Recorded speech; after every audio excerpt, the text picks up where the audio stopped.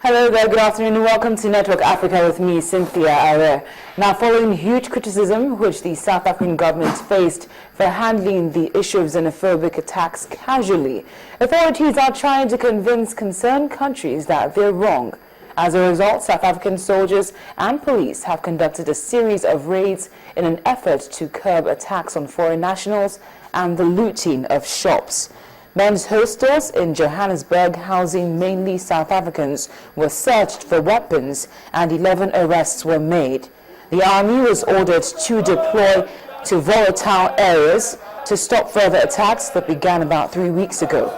At least 7 people have been killed and 5,000 have been left homeless since the violence began.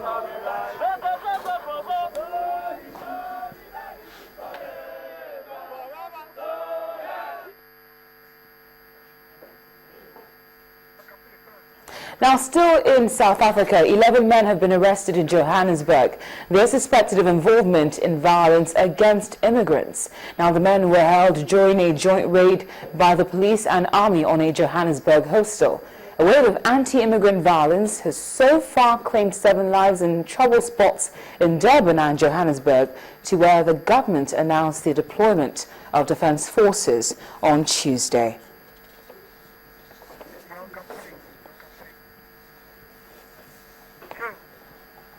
Now, South Africa will certainly need to do a lot more in order to redeem its tainted image, as consequences for the 3-week-old xenophobia attacks are also starting to tell as regards bilateral relations.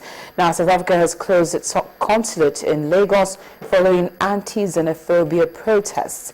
Protests were held outside of the consulate and at the South African High Commission in Abuja. The South African Consul General in Nigeria said in an email to the South African Business Forum that the closure would remain in force until Thursday, which is tomorrow. The situation in Durban had claimed had calmed down, but he was concerned about Nigerians that were being repatriated. Many Nigerians were using social media, according to him, to actually blow the already tense situation in South Africa out of proportion and also stoke emotions.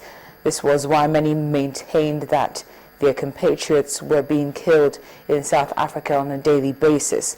Those are the words, by the way, of the South African Consul General in Nigeria. And he also warned the forum's members to stay alert and not move around unnecessarily, and that's because South African businesses and citizens usually become targets of threats. And he was talking about this in reference to former xenophobic attacks which had occurred in South Africa in times past.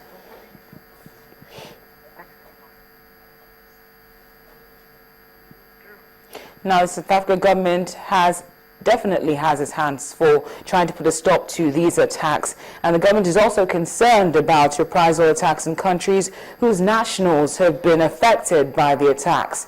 The shutting down of its consulate in Lagos is a preventive measure in order to avoid reprisal attacks. Now, the High Commissioner, Ambassador Louis Mguni, joins us on the program via telephone. Ambassador, thank you very much for speaking to us on Network Africa.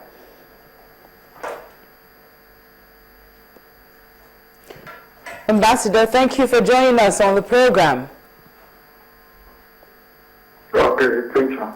Thank you. Now, we're aware of what's been done by in Lagos, for instance, but could you give us more insight on what's being done to further reduce this situation being blown out of proportion?